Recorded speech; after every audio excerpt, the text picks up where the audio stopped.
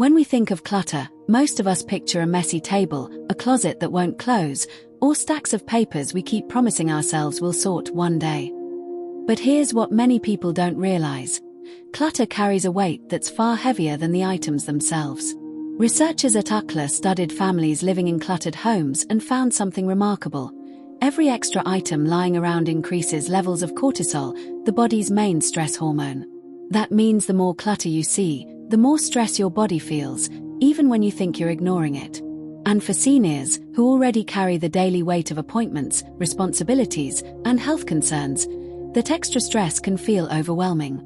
Evelyn, the retired teacher I mentioned earlier, once told me, "I wake up in the morning already feeling tired, because before I've even had my coffee, my eyes see all the piles waiting for me." She wasn't exaggerating. Studies confirm that cluttered spaces actually steal mental energy. Every object competes for our attention, leaving our brains less able to focus on what truly matters. And here's the hardest part. Clutter grows quietly. It doesn't overwhelm us in a single day. It builds slowly, little by little, until one day we feel smothered. Evelyn said it felt like her house was always whispering tasks at her. Put this away, fix that, remember this, and it left her feeling like she was constantly behind. That's the hidden weight of clutter. It isn't just about space on your shelves, it's about the silent stress on your heart, your mind, and your spirit. Clutter doesn't just weigh on our minds, it can quietly put our bodies at risk too. And the truth is, many seniors don't recognize the danger until something happens. Every year, falls send millions of older adults to emergency rooms. And one of the biggest, most preventable causes: clutter in the home. Boxes in hallways, shoes by the door, stacks of magazines on the floor, these aren't just inconveniences. They're hazards waiting to trip us up. I remember talking to a woman named Margaret. At 74, she had always prided herself on being independent. But one evening, she tripped over a pile of newspapers left on the floor near her recliner. She didn't break a bone, but the bruises and shaken confidence were enough to change her life.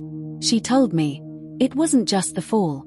It was realizing my home had turned into an obstacle course." Doctors confirm what Margaret learned the hard way. Cluttered spaces don't just increase fall risks, they also slow down reaction time. When our brains are already distracted by the mess, we're less likely to notice a hazard in time to avoid it. And it isn't just the tripping hazards. Expired medications hiding in cabinets, tangled cords underfoot, even broken furniture we keep just in case, all of these add to the danger. For seniors, especially, one small accident can mean weeks or months of recovery, and sometimes even the loss of independence. When Evelyn began clearing her home, she realized she'd been living with risks she had ignored for years. A wobbly chair in her kitchen, a loose rug in her hallway, and a stack of boxes in her guest room, all were quietly making her home unsafe. Once she cleared them out, she told me, "I didn't just feel safer, I felt freer." Clutter isn't just untidy. It can threaten the very independence so many older women want to protect. And that's why decluttering isn't about a prettier home, it's about creating a safe space where you can move, live, and breathe without fear. If you've ever stood in front of a cluttered room and thought, "Why does this feel impossible now, when I used to handle it so easily?" Please know, you're not alone. There are real reasons decluttering feels heavier as we age, and it has nothing to do with laziness. Psychologists talk about something called decision fatigue. Every item we touch asks a question: should I keep this? Donate it? Throw it away? And when you've lived over 60 years, you've gathered not just things, but decades of memories attached to those things. That means each decision carries more emotional weight. It's no wonder it feels exhausting. Take clothes, for example. A closet overflowing with outfits from different decades might look like just clothes to someone else. But to you, that dress might remind you of your daughter's wedding, or that jacket of the years you worked in an office. Each piece has a story, and stories make it harder to let go. On top of that, our energy levels naturally shift with age. Tasks that once felt small, like sorting through papers or reorganizing a shelf, now take more out of us. Add in normal forgetfulness, and it can feel like you're climbing a mountain with no clear path. I remember one woman, Helen, who told me she'd tried to declutter her attic 3 times, only to give up each time. She said, "It wasn't just the boxes, it was the flood of memories inside them. I ended up sitting on the floor, reliving the past instead of clearing space." But here's the hopeful part. Once you understand why it feels harder, you can take steps to make it easier. Experts say the key is to start small, in the right place, and build momentum. By beginning with simple, low-emotional items, you give yourself a quick win. And every small victory restores a little energy and confidence. So if you've ever felt discouraged, please hear this. The challenge you feel is real, but it doesn't mean you can't do it. It just means you need a different approach, one that's gentle, practical, and designed for this season of life. For many older women, clutter isn't just about objects, it's about memories. And that's what makes it so hard to let go. Every card, every photo, every keepsake whispers a story. A birthday card from your children feels like a piece of their love. A sweater from a husband who has passed feels like holding on to him just a little longer. This is what psychologists call emotional attachment clutter. We hold on because we fear that if we let go of the object, we're letting go of the memory, or worse, letting go of the person. But here's the truth, our memories are not stored in things. They're stored in us. I think of Margaret, who kept boxes and boxes of her late husband's belongings stacked high in her bedroom. She said, "If I let these go, I'm afraid I'll forget him." But over time, the room began to feel more like a storage unit than a place of rest. It weighed her down with grief rather than comfort. Eventually, with her daughter's help, she chose one sweater, one watch, and a small photo album to keep. She told me afterward, "Now, instead of drowning in things, I feel closer to him, because the items I kept actually mean something." Science supports this. Studies in cognitive psychology show that fewer, more meaningful reminders strengthen our connection to memories better than being surrounded by too many. Too much memory clutter actually blurs the emotional clarity, turning special keepsakes into piles we barely look at. So here's the question. Are the objects in your home truly honoring your memories, or are they suffocating them? Sometimes, letting go of the excess allows the most meaningful treasures to shine brighter. And I want to reassure you, decluttering sentimental items isn't about erasing your past. It's about making space to live fully in the present, while still carrying your loved ones in your heart, where they've always been. Clutter doesn't just take up space, it takes a toll on your body and mind. And the science behind it is eye-opening. Researchers at UCLA studied families living in cluttered homes and found something remarkable. Women in these homes had consistently higher levels of cortisol, the body's main stress hormone. Elevated cortisol doesn't just make you feel anxious, it can weaken your immune system, increase blood pressure, and even contribute to memory problems over time. Think about it, every time you step into a room where piles of clothes, papers, or objects surround you, your brain is quietly processing it all, even if you think you're ignoring it. Psychologists call this visual noise. The clutter is competing for your attention, draining your focus, and leaving you mentally exhausted. One older woman described it perfectly. She told me, "It feels like my house is shouting at me all the time. Even when I sit down, the clutter tells me I have more to do." That constant background stress is why so many seniors feel drained in their own homes, even when they haven't done anything physically tiring. And here's something even more important. Long-term stress has been linked to faster cognitive decline. In other words, the clutter around you may be quietly speeding up forgetfulness and making daily life harder than it needs to be. The good news: just as clutter raises stress, decluttering reduces it. Studies show that people who live in calmer, more organized environments experience lower cortisol, better sleep, and greater overall well-being. Clearing clutter isn't just about tidying your home, it's about protecting your health and giving your body the peace it craves. So the next time you feel unusually tired or overwhelmed, ask yourself, is it really my age? Or is it the clutter weighing me down? When we think of clutter, most of us picture a messy table or an overstuffed closet. But what we often overlook are the hidden dangers clutter creates in daily life. Dangers that can quietly threaten our safety and independence. Falls, for example, are one of the leading causes of injury among seniors. Yet so many falls aren't caused by weak legs or poor balance, they're caused by clutter underfoot. A box left in the hallway, a stack of magazines near the sofa, or even shoes kicked off by the door can turn into hazards we don't see until it's too late. I once spoke with a woman in her 70s who told me she tripped over a bag left on the stairs one night. She didn't break a bone, but the fall left her shaken. She admitted, "It wasn't my body failing me, it was my clutter." That one fall was enough to remind her that clearing pathways wasn't just about neatness, it was about protecting her independence. And then there's the fire risk. Cluttered rooms with piles of papers, fabrics, or even old electronics can make a small spark spread faster than we imagine. Fire safety experts warn that clutter not only fuels a fire but also makes it harder to escape in an emergency. Even simple daily routines can become dangerous when clutter builds up. Reaching for something on a high shelf when piles of objects are already stacked around you can lead to accidents. Medications hidden among clutter may get mixed up or forgotten, putting health at risk. These aren't just inconveniences, they're hazards that steal confidence and peace of mind. But the hopeful part is this: each piece of clutter you clear doesn't just make your home tidier, it makes it safer. Every clear walkway, every clutter-free surface, every organized shelf is a step toward protecting your health and preserving the independence you've worked so hard to maintain. Clutter isn't just about objects, it's about the emotions attached to them. And for older women especially, the hardest part of decluttering isn't deciding what's useful. It's facing the memories that come flooding back when we hold an item in our hands. One of the biggest traps is sentimental attachment. That old sweater from your husband, the birthday cards from your children, the souvenirs from vacations long ago. These items hold memories so powerful that letting them go can feel like letting go of a part of yourself. Psychologists call this memory clutter.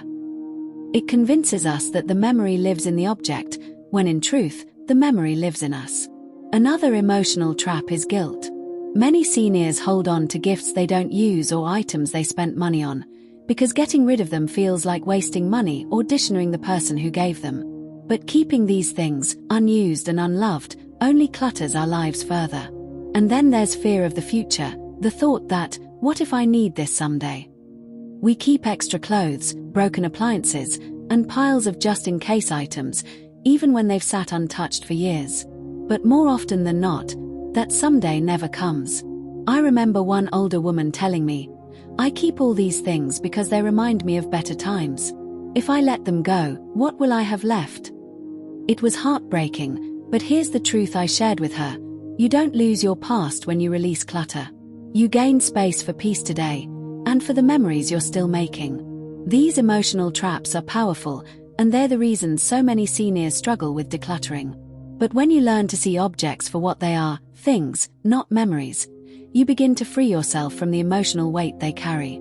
And that freedom isn't just about having a tidier home, it's about reclaiming your joy, your focus, and your ability to live in the present moment. If clutter has been part of your life for years, the idea of clearing it can feel overwhelming. But here's the good news: you don't need to do it all at once. Small, gentle steps are the secret to lasting change. The first step is to start small and visible. Pick one small area you see every day, maybe your nightstand, the corner of your kitchen counter, or the chair where clothes always pile up. Clear it completely, and notice how it feels to see that space tidy. That little pocket of peace can give you the encouragement to keep going.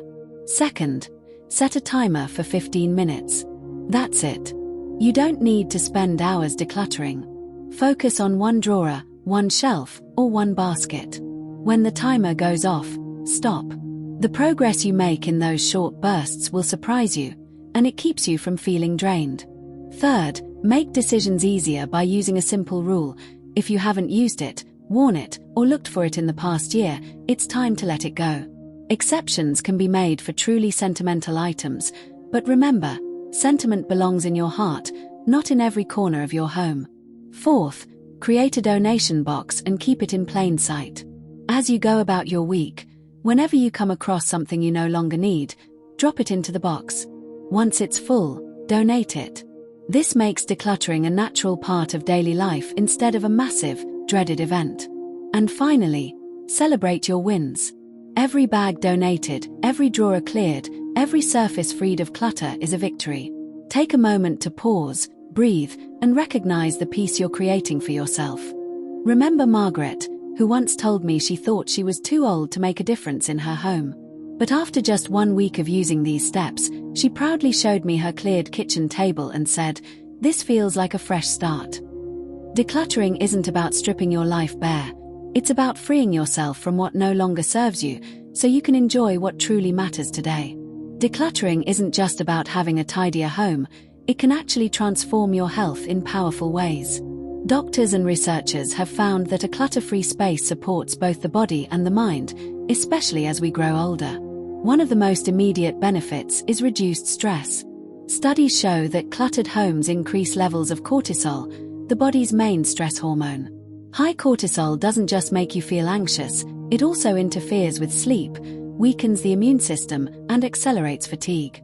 By removing clutter, you're not just clearing a table, you're lowering stress and giving your body a chance to rest and recover. Decluttering also improves safety and mobility. Loose cords, piles on the floor, or crowded hallways increase the risk of falls, a leading cause of injury among seniors. By creating clear, open pathways, you protect your independence and make daily life more comfortable and secure. Another benefit is sharper focus and memory. Clutter constantly competes for your attention, overloading the brain. When your environment is calmer, your mind can process information more clearly, helping you feel more alert and less forgetful. Many older women I've spoken with said that once they decluttered their most used spaces, they not only lost fewer items, but also felt mentally lighter. And let's not forget about better sleep. Walking into a cluttered bedroom at night signals your brain to stay alert and restless. A clean, simple, peaceful room tells your body it's safe to relax. That's why so many experts call decluttering sleep medicine without the pills. Finally, decluttering supports emotional well-being. Letting go of excess things creates room for joy, gratitude, and peace.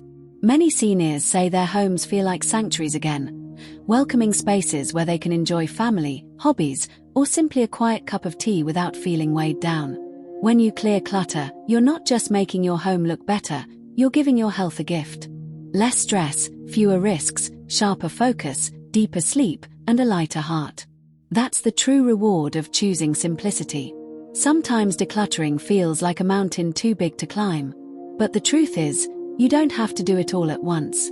Even a single weekend can change the atmosphere of your home and give you a fresh start. That's why experts recommend a simple, step-by-step weekend plan designed especially for seniors. One that avoids overwhelm while creating noticeable progress. Here's how it works. Step 1. Friday evening. Choose your zone. Instead of trying to tackle your whole house, pick one small but impactful area. It might be your nightstand, your kitchen counter, or even the entryway. The key is to start where you'll feel the difference immediately. This builds momentum before the weekend even begins. Step 2. Saturday morning, the quick sort. Set a timer for 30 minutes and sort everything into 3 piles.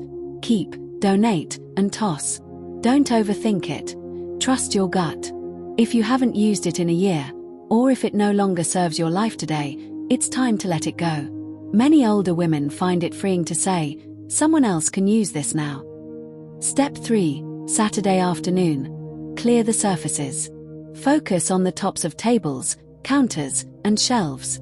These are the spaces that affect your stress levels the most. A clear surface instantly makes a room feel calmer and brighter. Add one small touch of beauty, a plant, a candle, or a framed photo you truly love, to remind yourself that less really is more. Step 4. Sunday morning, the sentimental sweep. Now that you've built confidence, choose just one small box or drawer of sentimental items. This is the toughest category, so don't push yourself too hard. Keep 1 or 2 things that truly spark joy, and release the rest with gratitude. Remember, the memory is in your heart, not the object. Step 5. Sunday evening. Celebrate and reset.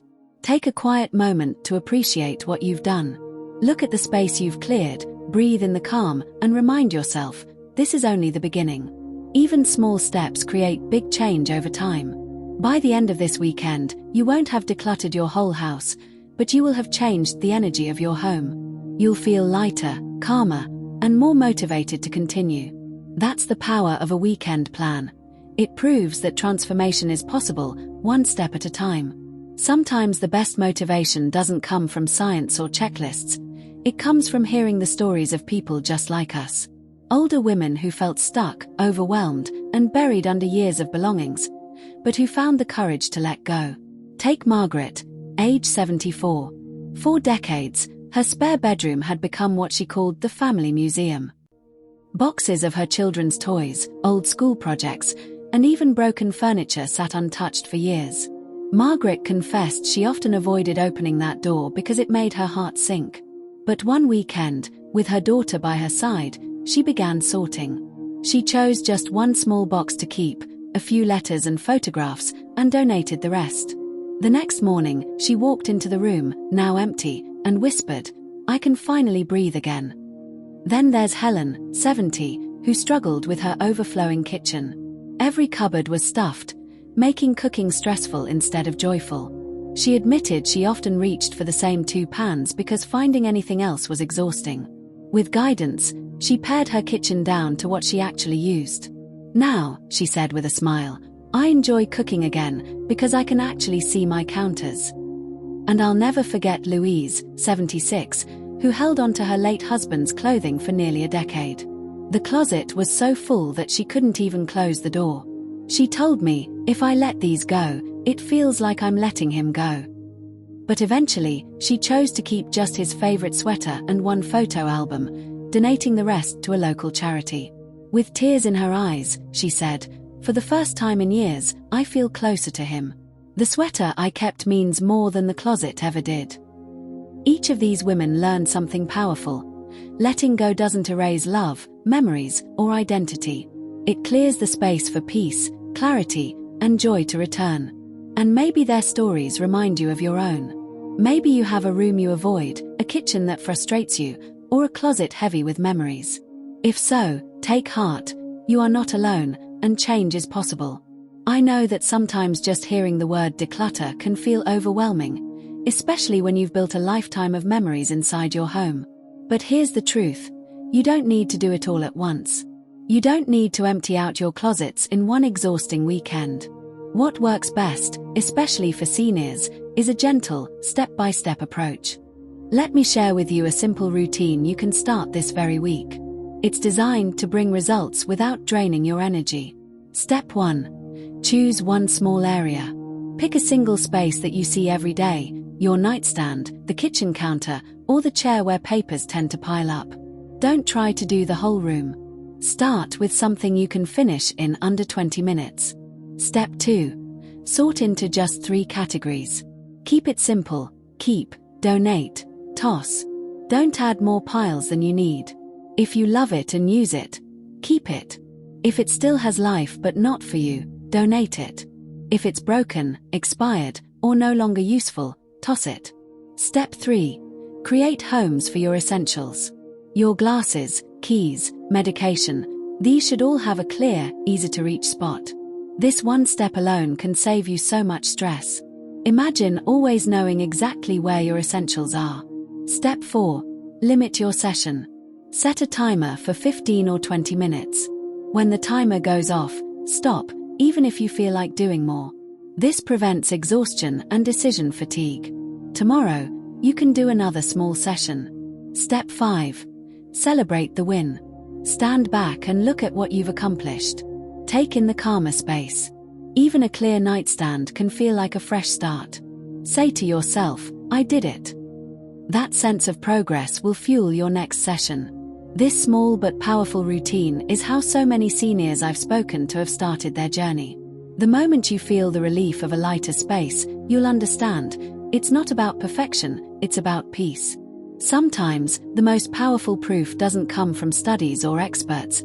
It comes from real people who've lived it. I want to share a few stories that might feel familiar, and I hope they inspire you. Take Margaret, age 73. She told me she felt like her house was closing in on her. Papers stacked on her dining table, clothes spilling out of her closet, and a junk drawer that had turned into 3. She thought it was just normal clutter until she realized she was constantly exhausted. Her daughter encouraged her to start with just the nightstand. Within a week, Margaret felt lighter. Within a month, she was smiling more, sleeping better, and even cooking again. She told me, "I didn't know I was carrying so much stress until I let it go." Then there's Robert, age 76, a widower who had saved nearly every newspaper for over 20 years. They piled in boxes, in corners, in his garage. He told himself he might reread them one day, but deep down, they were a weight. When he finally let them go, with help from a neighbor, he said something I'll never forget: "It feels like I can breathe again." He started inviting friends over for coffee, something he hadn't done in years. And Helen, 71, had closets so full she was embarrassed to let anyone into her bedroom. She said, "I thought decluttering was about giving things up, but I learned it was about getting myself back." Today, her mornings are peaceful, and she no longer dreads opening her closet doors. These stories remind us that decluttering isn't just about cleaning, it's about reclaiming joy, energy, and confidence. Each of these seniors started small. Each of them doubted themselves at first. And each of them now lives with more lightness, both in their homes and in their hearts. As we approach the end of 2025, I want to speak to you with honesty and care. If you've been waiting for the right time to declutter, please hear me: there is no perfect time. But there is a dangerous cost to waiting. Every week, every month that clutter lingers, it adds weight to your days. It fuels stress, increases risks in your home, and quietly steals your peace of mind. Doctors, psychologists, and organizing experts agree: clutter is not harmless. It can affect your sleep, your focus, your mood, and even your physical safety. And as we age, that cost becomes higher. What feels like just stuff today can become tomorrow's hazard, tomorrow's burden, or tomorrow's regret. That's why I'm urging you not to carry today's clutter into 2026. Don't let another year slip by feeling overwhelmed in your own home. Start with one drawer, one shelf, one corner. Build momentum. Let the small victories remind you that you can do this. Imagine entering the new year with less stress, with a safer home, and with more clarity. Imagine looking around your space and finally feeling proud, peaceful, and free. That's what I want for you. And that's why this moment matters so much. Decluttering isn't just about clearing space. It's about reclaiming your life, your energy, and your joy. And the best time to begin is now. We've walked together through stories, science, and strategies, and by now, I hope you see clutter differently. It isn't just about messy shelves or crowded closets. It's about your peace of mind, your safety, your health, and the freedom you deserve in this stage of life. As 2025 closes, you have a choice. You can let the same piles follow you into the new year, or you can take a brave step toward change. You don't have to do it all at once. In fact, the best transformations begin with the smallest of steps. I want you to remember this: decluttering is not about losing pieces of your past, it's about making room for your present and protecting your future. Every drawer cleared, every bag donated, every corner reclaimed is a victory worth celebrating. So, tonight, choose one space. Tomorrow, choose another. And soon, you'll look around and realize you've given yourself the gift of clarity, calm, and confidence. If this message touched you, don't keep it to yourself. Share it with a friend, a sister, or anyone who might need encouragement too. And if you'd like more gentle guidance, stories, and step-by-step plans, subscribe to Reset for Seniors. Together, we can make 2026 a year of peace, safety, and freedom, starting right where you are, in your own home. Thank you for spending this time with me. Until next time, may your home be lighter, and may your heart feel freer.